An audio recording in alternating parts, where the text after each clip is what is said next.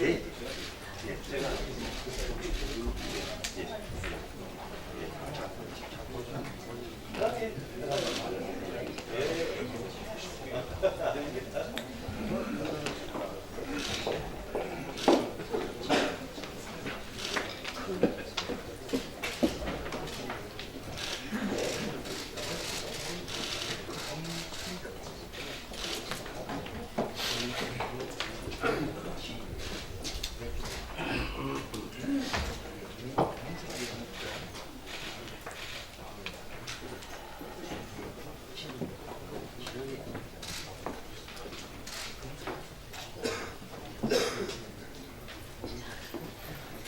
안녕하십니까. 김삼아 의원입니다. 성원이 되었으므로 지금부터 제8차 바른미래당 의원총회를 시작하겠습니다. 김동철 원내대표께서 개회선언을 해주시겠습니다.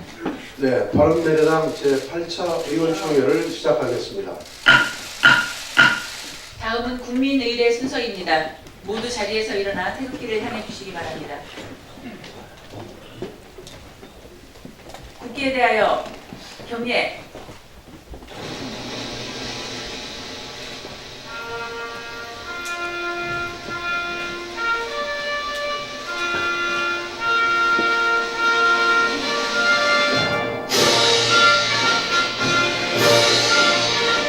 나는 자랑스러운 태극기 앞에 자유롭고 정의로운 대한민국의 무한 영광을 위하여 충성을 다할 것을 굳게 다짐합니다.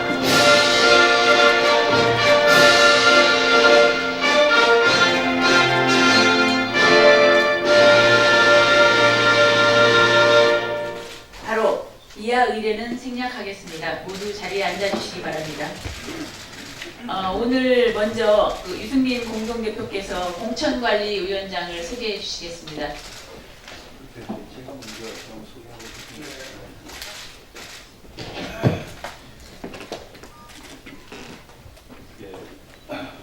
예, 저희 바른미래당 중앙당 공천관리위원장 선임에 대해서 말씀을 드리고자 합니다. 공천관리위원장으로 목진휴 현 국민대학교 사회과학대학 행정학과 명예교수님을 선임함을 말씀을 드립니다. 목 교수님께서는 미국 웨스트버지니아 대학교 대학원 정치학 박사를 하시고 국민대학교 연구교류처장 및 행정대학 원장, 또 한국정책학회 회장, 한국사이버커뮤니케이션 학회 회장 등을 역임하셨고 KBS 1라디오의 라디오 중심, 채널A 정치이야기 CCBB, 국회방송의 생생토크 등 여러 방송도 진행을 하셨습니다. 매우 어렵게 부탁을 드렸는데 우리 바른미래당의 공천관리위원장을 정말 흔쾌히 수락해 주신 목진휴 교수님께 진심으로 감사드립니다.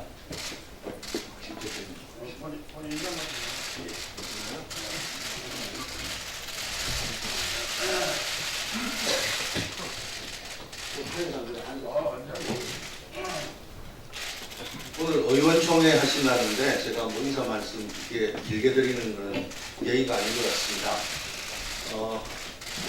뭐 모든 일이 다 그렇습니다만 쉽지 않은 결정이었습니다. 그러나 바른 세상 만드는 과정이 올바라야 된다는 생각을 했기 때문에 바른미래당의 공천 과정을 바르게 끌어가도록 노력해 보겠습니다. 한시적인 책무입니다.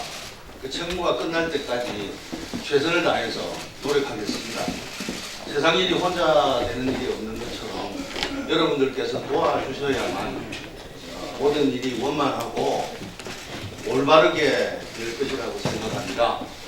그것을 기대하고 제가 이 자리에서 열심히 하겠다는 약속의 말씀을 드리겠습니다. 고맙습니다.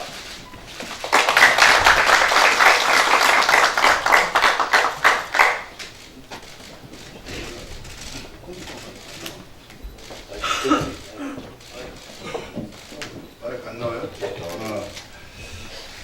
우리 목철이 교수님, 저희 바른미래당의 공천관리위원장으로 역할해 주시길 기꺼이 수락해 주신 점 진심으로 감사드립니다. 제가 유승민 대표님하고 같이 목철이 교수님께 정중한 부탁 말씀을 드리려고 만나 뵀더니 그때 하신 말씀이 아주 뇌리에 남습니다. 교수로서 평생 공직했고 지금도 명예교수이기 때문에 정치권과는 발을 좀 떼놓으려고 하고 있었는데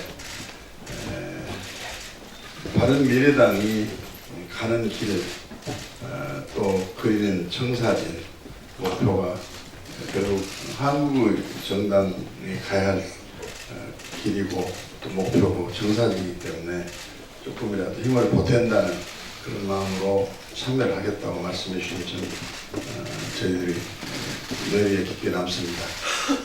우리 목준희 교수님이 함께 해주신 우리 바른미래당 목준희 교수님이 기대하는 또 평가하는 그런 당으로서의 한치의 손색도 없이 저희 목표, 목적을 달성했다 하는 말씀을 드리면서 다시 한번 목준희 교수님께 감사드립니다. 아주 정의와 원만 대명사처럼 활동하신 분이기 때문에 공천관리 매끄럽게 잘 해주실 것을 기대를 합니다. 고맙습니다. 네, 목준희 교수님 감사드립니다. 네, 다음은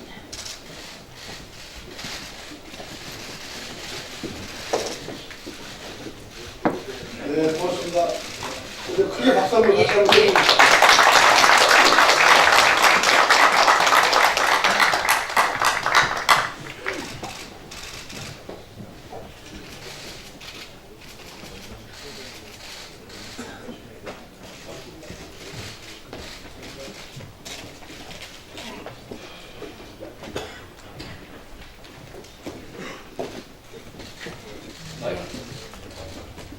잠깐만 안내 좀 드리겠습니다.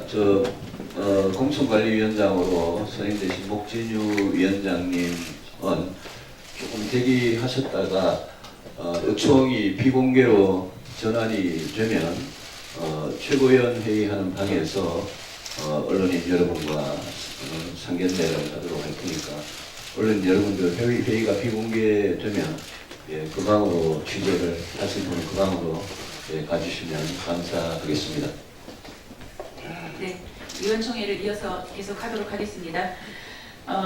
우리 바른미래당은 오늘 그 모두 발언에 앞서서 응답하라 민주당이라는 영상을 하나 준비했습니다. 모두 앞쪽에 있는 화면을 봐주시기 바랍니다.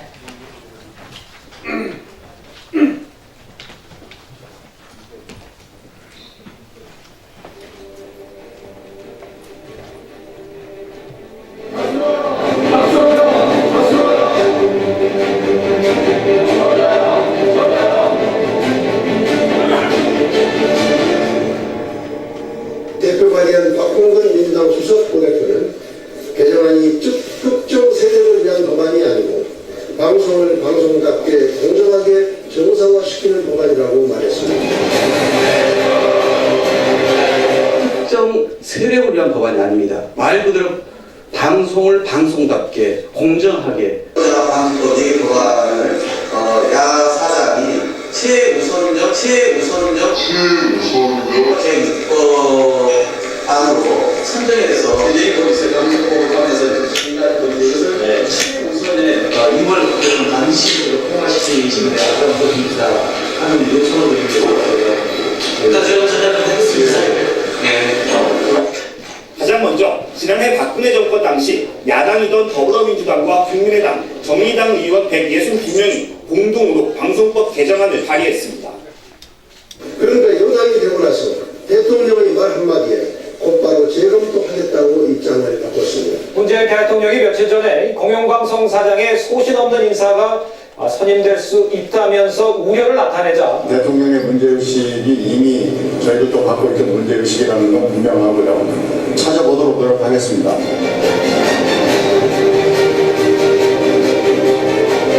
공정성을 위해서 방송법 개정안을 냈던 그 정신, 그 자세 자세는 어디 갔습니까? 이것은 전제 아닙니까? 왜 이번 국회에서 이러한 법안들을 처리하다는 말을 하지 않습니까?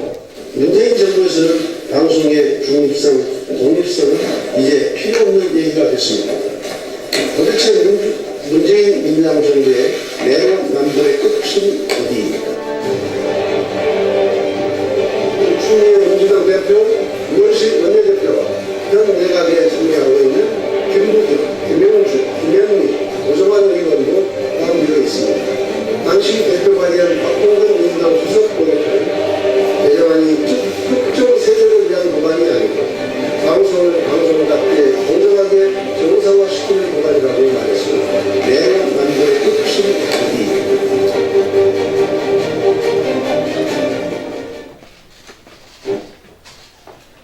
네,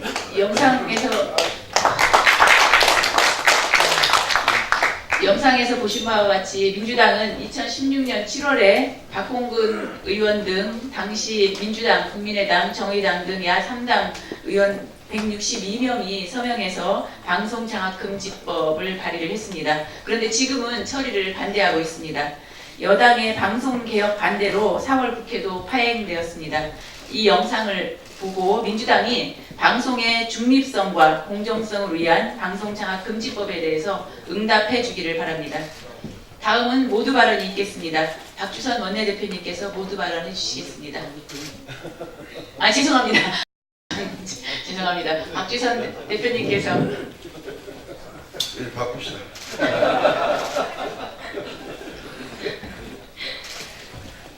이따 귀찮은데 또 따로 하는 거 아닙니까?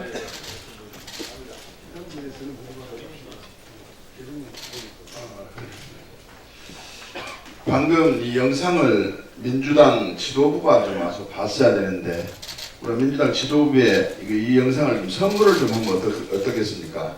김영란법에 걸리지 않을 겁니다. 저는 이 방송법 개정과 관련해서 민주당이 주도하고 저희 당도 공조를 해서 지금 162명이 법안 개정안에 발의를 했기 때문에 거기다가 자유한국당까지 동의를 하고 있어서 민주당이 정신만 제대로 찾으면 이 법 처리는 오늘이라도 가능하고 내일도 가능합니다. 그런데 이 대한민국에 정치권의 적폐가 하나 있습니다. 내로남불을 시정하고 청산한다고 외치면서 있으면서도 자기에게 유리한 당리당략적 차원에서는 항상 이걸 활용하고 이용해 가는 그 적폐 뿌리를 뽑아야 됩니다. 야당일 때 주장했던 내용 여당이 되니까 번복하고 무시해버리는, 또 여당일 때 주장했다가 야당이 되면 여당을 또 발목 잡으면서 정권 발목 잡으면서 반대하는 이 적폐는 정말로 뿌리를 뽑아야 할 적폐 중에 적폐라고 생각합니다. 지금 더불어민주당 문재인 정부가 적폐 청산을 한다고 요란 법석을 치고 있는데 이 적폐를 먼저 청산해야 된다고 생각하고, 이 적폐를 청산하지 않으면 적폐 청산을 논할 수 있는 자격이 문재인 대통령이나 민주당이 없다고 저는 생각하고 있습니다. 적폐를 만들어가면서 또 스스로 만드는 적폐는 적폐가 아니라고 생각한다면 이것은 적폐 청산할 자격도 명분도 없다, 저는 그렇게 생각합니다. 그래서 우리 당은 적폐를 청산한다는 자세와 각오로 이 방송법을 4월 내에 분명히 통과시키도록 노력해야 되고, 쇳불도 단김에 쇳불도 단김에 빼란 말이 있습니다. 기왕에 우리가 방송법 개정에 앞장섰기 때문에 물러서지 말고 모든 지혜와 역량을 모아서 이 법은 반드시 개정을 시켜야 된다, 이렇게 생각합니다. 더불어민주당 이제 문재인 대통령 심부름센터 역할 그만하고 정신은 합리적인 이성을 좀 찾아서 이 방송법 처리에 동의해 주기를 바랍니다. 지금 대변인이나 여기 영상에 나와 있는 당시 의원들은 농성 참가자 그분들을 이야기를 들으면 정말로 지금 귀를 의심하지 않을 수가 없습니다. 바른 이성적 판단을 촉구합니다. 네, 다음은 유승민 대표님께서 모두 발언해 주시겠습니다. 예, 방송법 개정을 위해서 정말 노력하고 계시는 김동철 원내대표님과 의원님 여러분께 정말 감사의 말씀을 드립니다. 저는 이 법에 대해서 정말 할 말이 많은 사람입니다. 제가 한나라당 시절에 야당을 8년을 하면서 당시 김대중 노무현 정부도 이 공영방송 지배구조에 대해서는 사실 떳떳하지 못했습니다. 근데 제가 여당이 되어서 이명박 박근혜 정부가 공영방송에 대해서 하는 일들을 보고 이거는 아니다 라고 생각해서 벌써 6년 전입니다만 2012년에 MBC 파업 사태가 정말 극심했을 때 그게 비록 법적으로는 불법 파업인지 모르겠지만 저는 절대 정치 파업이라고 생각하지 않고 MBC 이 파업에 참여한 노조원들의 중립적인 독립적인 공영방송 쟁취를 위한 투쟁을 저는 오히려 격려했습니다. 그랬다가 여당 안에서 아주 호되게 제가 당했습니다만 이게 정권이 바뀔 때마다 KBS, MBC, YTN 같은 이 공영방송에 대한 이 지배의 이 욕심을 버리지 못하는 아주 근시안적인 정권들은 정말 우리 대한민국을 후진적으로 만드는 그런 작태라고 생각을 합니다.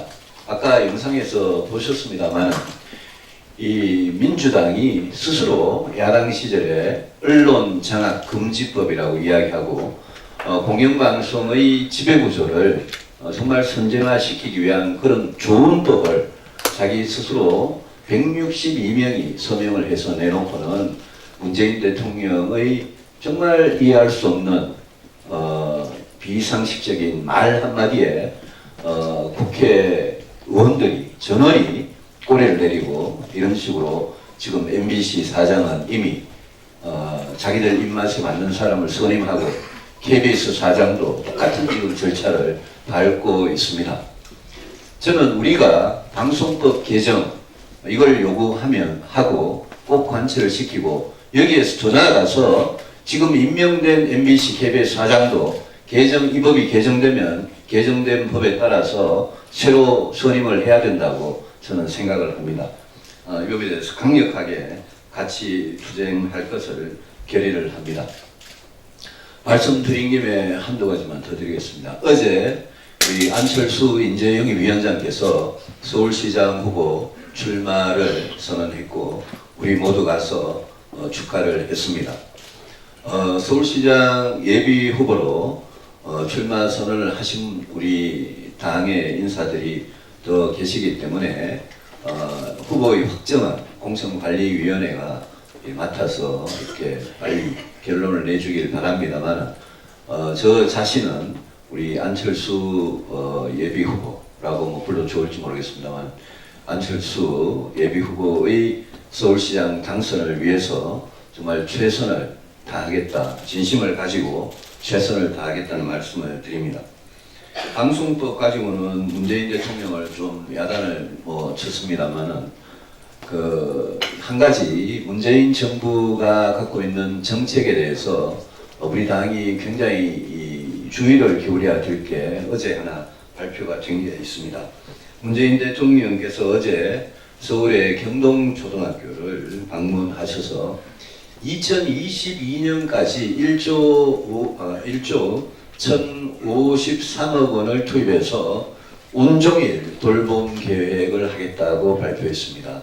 이 부분은 지난 대선 때 저와 안철수 후보도 초등학교의 돌봄 기능을 강화하는 것이 학부모들 또 학생들을 위해서 저출산 문제를 해결하기 위해서 여성들의 경력 단절 문제를 해결하기 위해서 이게 얼마나 중요한지를 이야기를 했고 제 같은 경우에는 초등학교 1학년부터 6학년 전 학년에 오후 4시까지 정규 수업을 하고 4시부터 7시 반까지는 돌봄 기능을 강화하고 지자체의 지역아동센터나 드림스타트 같은 기능과 결합을 해서 이거는 아빠 엄마가 퇴근할 때까지 아이들을 안전하게 돌봐주는 것을 사교육시설에 맡기지 않고 국가가 나서야 된다라고 주장한 바가 있습니다.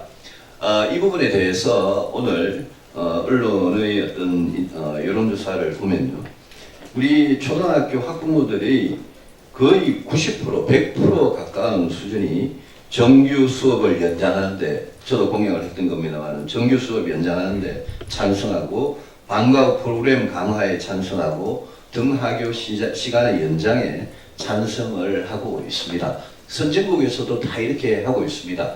이 문제 해결하지 않으면 엄청난 사교육비 부담은 물론이고 국가적인 재앙인 저출산 문제 해결할 수 없기 때문에 문재인 대통령과 이 정부가 이 말을 꺼내놨기 때문에 우리는 더 적극적으로 이 문제에 대해서 이번 지방선거 공약에 꼭 대표 공약 중의 하나로 반영해 줄 것을 정책위에 요구하고 2020년까지 5년 동안 기다리기가 시간이 너무 지루하다. 이거는 너무 시간 낭비다. 이거는 당장 다른 데에 쓸 돈을 돌려 쓰더라도 이거는 당장 추진해야 될 문제다라고 생각을 합니다. 정책위에서 챙겨주시기 부탁드립니다. 예, 다음은 김동철 원내대표께서 워드 발언해 주시겠습니다. 네, 방금 우리 유승민 대표 말씀하셨듯이 저희 바른미래당은 반대만을 위한 반대, 무조건적인 반대의 길을 가는 자유한국당과는 그런 길은 가지 않겠습니다.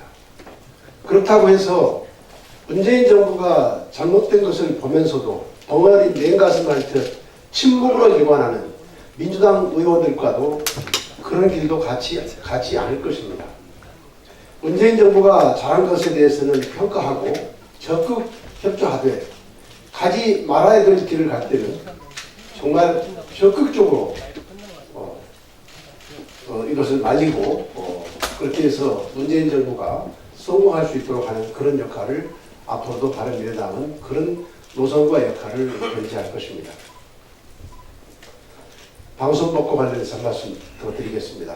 민주당은 촛불 시민혁명을 얻고 탄생한 문재인 정부의 국정 운영에 여당으로서 무한 책임을 져야 합니다. 그러나 민주당은 과거 야당 시절에 해왔던 반대의 습관, 아니면 말고식의 무책임한 정치 공세 버릇을 하나도 버리지 못한 채 여당으로서 책임 있는 자세를 전혀 보여주지 못하고 있습니다. 집권 여당이 아니라 집권 야당이라는 비아냥이 그냥 나오는 것이 아닙니다. 방송 장악 금지법은 이명박 박근혜 정권의 방송 장악에 치를 떨었던 민주당이 스스로 나서서 만들었던 법안입니다. 방송은 여당의 것도 야당의 것도 아니다. 방송은 진보의 것도 보수의 것도 아니다.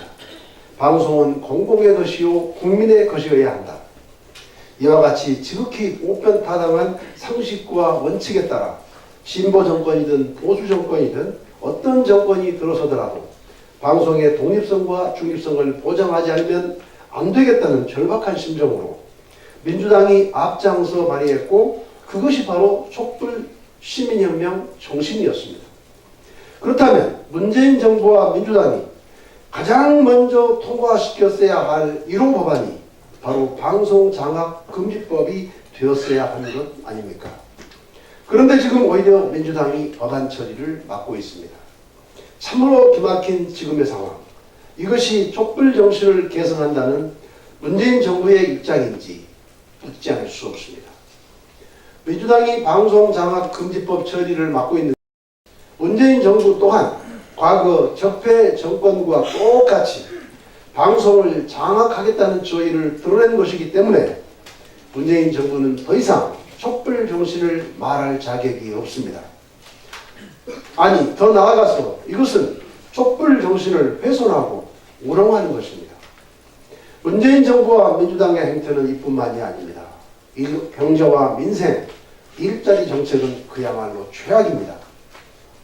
한국 경제는 문재인 정부의 잘못된 정책 때문에 호황을 맞고 있는 세계 경제 흐름에 역행하고 있습니다.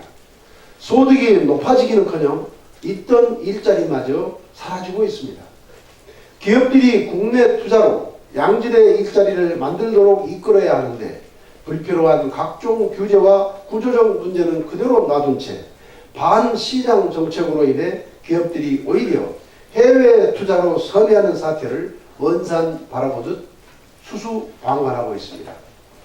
이런 최악의 경제 무능을 두고 바른미래당은 물론 대부분의 전문가들이 경제정책의 패러다임 전환을 줄기차게 요구하고 있지만 전혀 귀를 기울이지 않고 있습니다.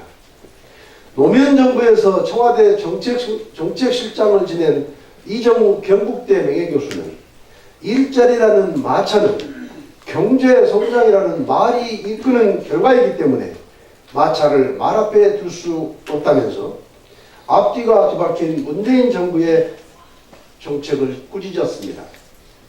일본의 한국 전문가인 후가가와 유키고 와세다대 교수는 급격한 최저임금 인상에 대해 사회복지정책으로 해결할 일을 경제정책으로 해결하려는 우를 범한 것이라며 통렬하게 비판했고, 타일러 코건 조지 메이슨대 교수는 소득주도 성장론은 정치적 목적에서 출발했기 때문에 경제발전에 도움이 되지 않는다고 충고하고 있습니다. 프랑스 마크롱 대통령의 노동개혁 사례를 활용하라는 바른미래당의 제안에도 귀를 닫고 있습니다. 문재인 대통령과 같은 시기에 집권했지만 마크롱은 1년도 안 되는 사이에 프랑스를 환골탈퇴시켜 삼성전자, 도요타, 구글 등 세계 유수 기업들의 자본을 유치한 규모가 지난 10년 내 최대치를 기록했고, 이를 통해 무려 3만 4천 명에 달하는 고급 일자리를 창출하지 않았습니까? 하지만 문재인 정부는 이러한 지적들을 철저히 외면하고 있습니다. 배짱입니까? 오기입니까? 아니면 포기입니까? 국가 백년대계라고 하는 교육정책은 그야말로 엉망진창 그 자체입니다.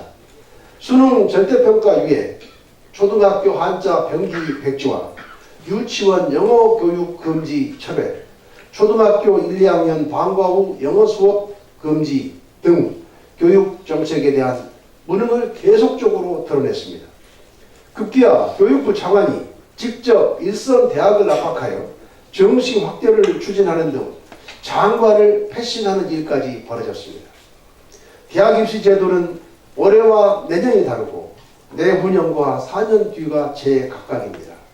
교육 정책을 100년이 아니라 100일도 못 가서 뒤죽박죽으로 만들어버리니 학생도 학부모도 교사도 모두가 혼란과 불신이 극에 달하고 있습니다. 문재인 정부의 절대 지지를 보냈던 전교조조차 등을 돌릴 정도입니다. 국민 건강에 직결되는 미세먼지 문제와 최근에 터진 재활용 쓰레기 대책의 난맥상은 문재인 정부의 국정운영 능력 그 자체를 의심하게 만들고 있습니다. 이번 4월 국회는 개헌과 함께 정부 여당의 잘못된 각종 정책들을 바로잡고 시급한 민생과 개혁법안을 처리해야 합니다. 하지만 정권을 잡은 오만함으로 촛불의 명령이라는 방송개혁마저 반대하는 민주당의 두 얼굴이 4월 국회의 발목을 잡고 있습니다. 민주당의 맹성을 촉구합니다. 이상입니다. 다음은 지상욱 정책의 의장님의 모두 발언이 있겠습니다.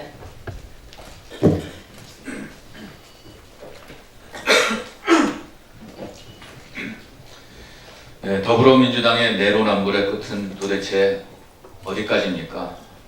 자신들이 발의했던 방송법을 저지하고 있고 또 그렇게 비판해왔던 낙하산 인사를 자행하고 있고 또 새로운 블랙리스트를 양산하고 있는 것을 넘어서 최근에는 문제가 있는 사람을 금융감독원장으로 임명했습니다. 자신이 소장으로 있던 더미래연구소가 금융사와 대기업 대관 업무 담당자를 상대로 수백만 원대 강좌를 운영해 왔다고 해서 비판받아왔던 분이 김기식 금융감독원장입니다. 19대 정무위원회 새정치민주연합의 간사와 예산결산 소위위원장을 맡고 있던 김기식 금융감독원장이 그렇게나 쥐잡듯 비판해왔던 피감기관, 경인사 소속 국책연구기관인 키예프 돈으로 9박 10일 해외 시차를 다녀왔다는 것입니다. 당시 키예프 직원들은 출장 보고서에 본 출장은 김 의원을 위한 의전 성격이었다. 국회 결산 심사를 앞두고 의견 사항을 김 의원에게 전달하는 것이 주 목적이었다고 로비용이라고 밝혔습니다. 19대 국회 때 키예프 예산으로 해외 출장을 간 사람은 김미식 원장이 유일합니다. 타의원도 없는 단독 출장으로 게다가 자신의 여비서까지 동행시켰다고 합니다. 자신의 여비서까지 대동해서 피감 기관의 돈으로 해외 출장 간 분을 도대체 금융감독원의 새로운 수장으로 임명한 이 정부는 어떤 정신인 것입니다. 시대 정신에도 맞지 않습니다. 전임 원장 최흥식 원장은 금융기관에 사람을 인사 추천했다고 해서 사임을 한 것을 잊어서는 안 될 것입니다.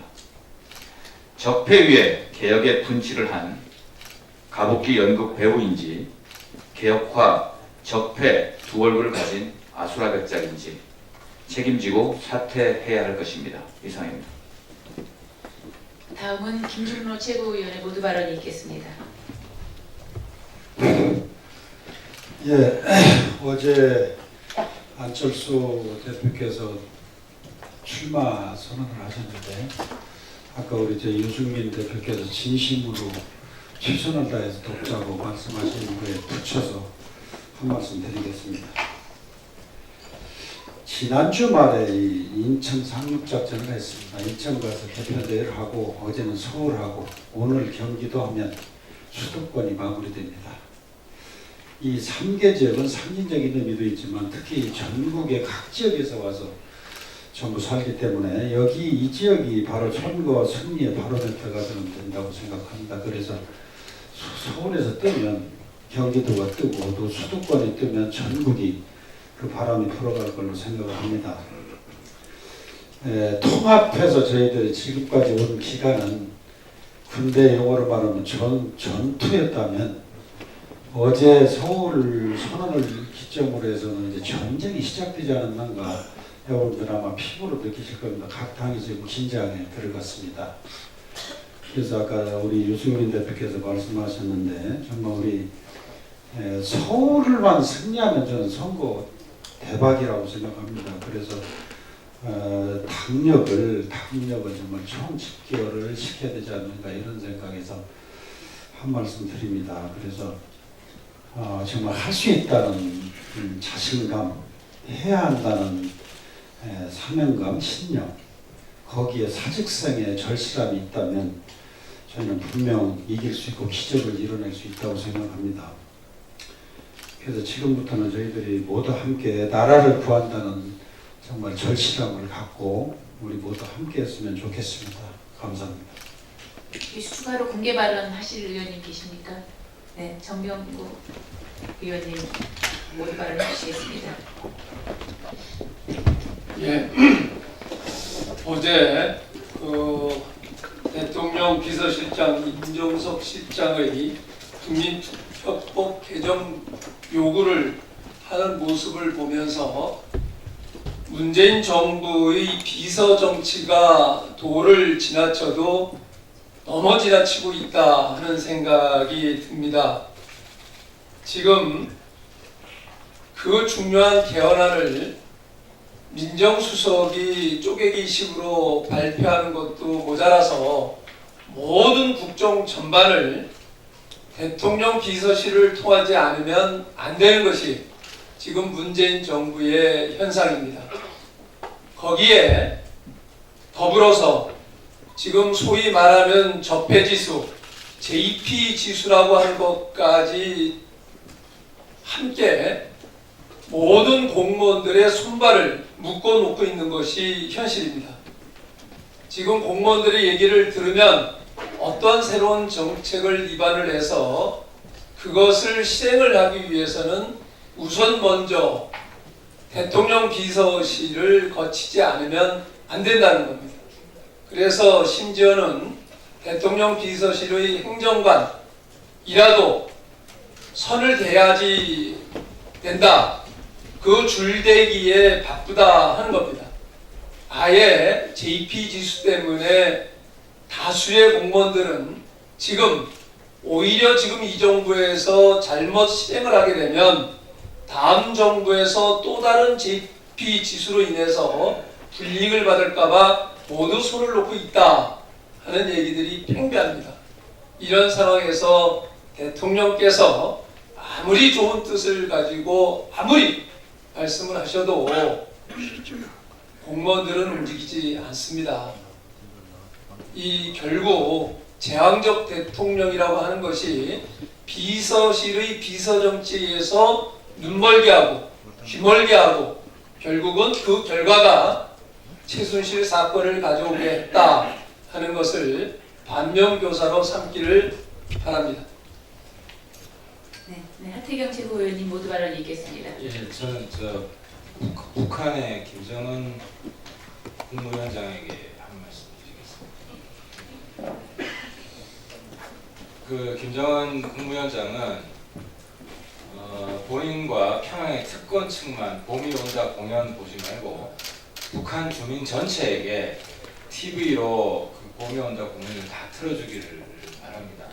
사실 여태까지 북한에서 한국 가수들이 공연한 게 한 10차례 정도 됩니다.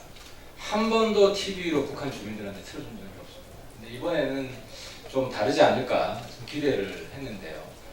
어제 조선중앙TV에 일부 방송 나간 걸 보니까 가수 이름도 이야기 안 하고 노래 공명도 이야기 안 하고 입만 벙긋벙긋하는 요 장면만 나왔습니다. 여전히 평양에 봄이 오지 않았구나. 김정은 위원장이 요즘 파격적인 모습으로 뭔가 달라질 것 같은 기대감을 주고 있습니다. 하지만 그 진정으로 북한이 변하느냐 안 변하느냐의 핵심 평가 기준 중에 하나가 바로 이겁니다. 한국 가수들의 공연을 일부 특권층만 보고 북한 주민들은 틀어주지도 않고 심지어 한국 가수 노래 부르다가 걸리면 여전히 감옥 갑니다. 그래서 한국 가수 노래 부른다고 감옥 보내지 말고 이번 기회에 전국의 TV로 다 틀어줘서 북한이 정말 변했다는 걸 보여주시기를 다시 한번 촉구드립니다. 모두 발언하실 의원님 안 계시면 지금부터 회의를 비공개로 진행하도록 하겠습니다. 언론인 여러분 협조 부탁드립니다. 그럼 지금 당대표실로 가셔서 가시면 되죠. 예, 당대표실로 가셔서 우리